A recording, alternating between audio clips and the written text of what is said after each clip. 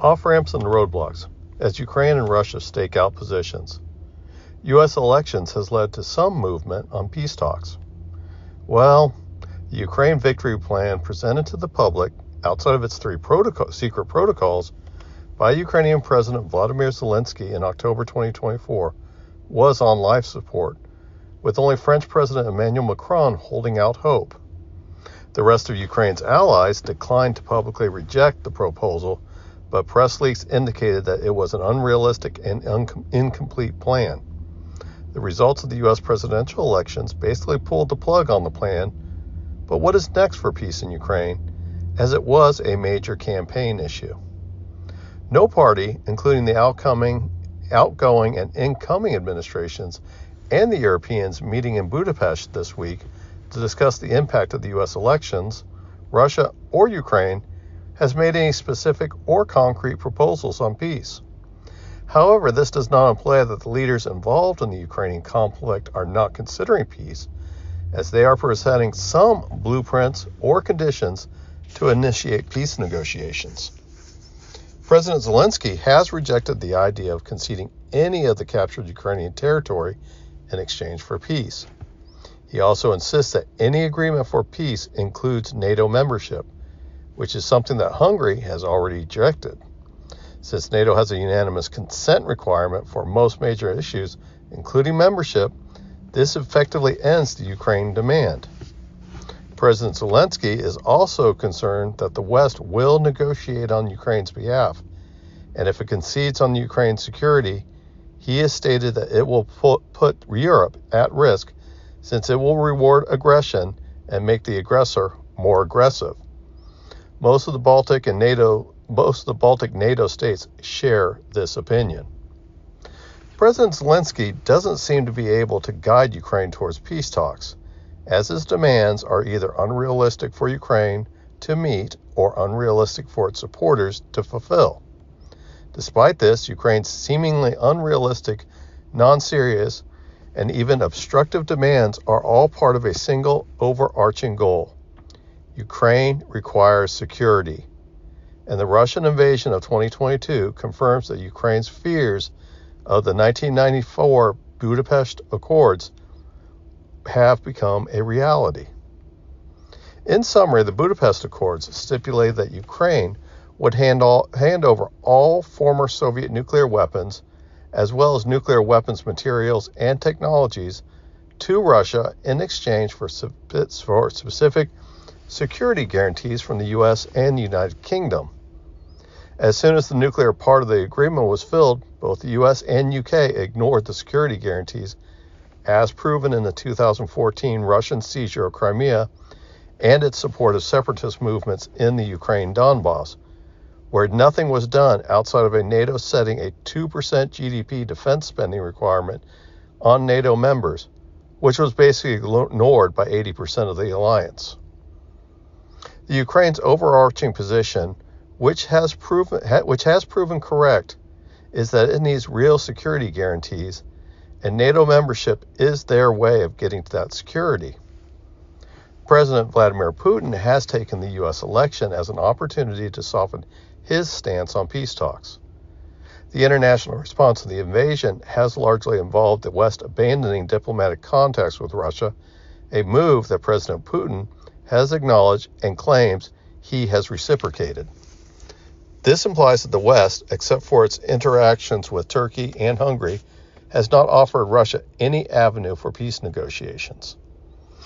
During a news conference and an event welcoming new ambassadors to Russia, President Putin, said that he was open to peace talks to end the war. Additionally, President Putin sent a congratulatory message to President-elect Trump, but there was no phone call, despite President Zelensky and President-elect Trump having a phone call to discuss the conflict.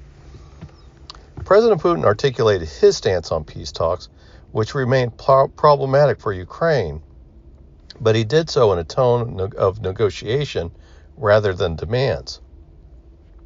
The Russian president stated that Russia would not concede any ground in an agreement that it had won by feat of arms, and that Ukraine must acknowledge Russian sovereignty over Crimea. He also asserted that the 2022 Turkish peace proposal, which Russia and Ukraine negotiated but ultimately abandoned before reaching a final agreement, remained a viable negotiation point. Among other things, this agreement stipulates that Ukraine must maintain its neutrality forever, meaning it cannot join NATO or the European Union, and it must never pose an armed threat to Russia. The concluding section intensifies Ukraine's deepest apprehensions, rendering the nation susceptible to Russian invasion, a threat it faced starting in 1994. Even countries seeking a negotiated end to the war, such as Germany and Hungary, are unlikely to agree to such a Russian demand due to its unrealistic nature. Moreover, Russia lacks a viable alternative, as its two invasions of Ukraine have demonstrated its willingness to intervene when it deems necessary. Despite this, it's generally a positive development that President Putin is not closing off the idea of peace talks as he has done in the past.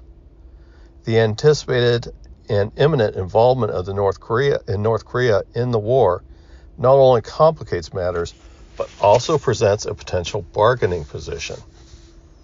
President-elect Trump has also made a portion of his peace blueprint public. The plan calls for a ceasefire and a creation of a demilitarized zone, implying that Ukraine would lose effective control over captured territory as Russia would administer it. European-only troops would patrol the demilitarized zone. The U.S. would provide training and support to the Ukrainian troops, while the Europeans would be responsible for providing security. The final step would be Ukraine's eligibility to begin the NATO membership process in 20 years. The proposal from the incoming administration essentially trades land for security and offers Ukraine a path to NATO membership. The issue of European Union membership remains unaddressed despite Ukraine's potential need for its assistance in rebuilding and establishing a sustainable economic blueprint. This support is unlikely to come from the World Bank, IMF, or the Chinese Belt and Road Initiative. The European, quote, peacekeepers, end quote, would need to be present in sufficient numbers to ensure the security of Ukraine, but their access to heavy weapons would need to be restricted to prevent potential attacks into Russia. This would also mean that Russia would have to withdraw many of its heavy weapons from occupied Ukraine. Only NATO countries should serve as peacekeepers, and since they lack heavy weapons, they should act as tripwires against any Russian attack, extending Article 5 protections to their deployment. This would encourage Russia to refrain from attacking Ukraine in the demilitarized zone, as it would lead to a conflict with NATO. This would also commit NATO to continue its increased defense spending and focus on improving its long neglected militaries, ensuring they are a true deterrent force against Russian aggression. This would also satisfy the incoming American administration. The other issue, outside of EU membership, is that at some point there needs to be an opportunity for Russian-occupied parts of Ukraine to be allowed to vote on whether to stay under Russia or return to Ukraine. Russian descent Ukrainians dominate large parts of the Donbass and favor Russia, so it would not be unexpected that these parts of the region would vote to stay with Russia. Though unfair to Ukraine and its national integrity, this may be the price for peace and unite the country. Given the wealth of resources in the Donbass, a settlement should be in place that mandates Russia to return a significant portion of any profits from the development of these resources back to Ukraine. Ukraine will reject parts of any existing peace plan, just as Russia has done in the past. The difference lies in the fact that the administration's change has given all parties involved in the war a new outlook on genuinely discussing peace.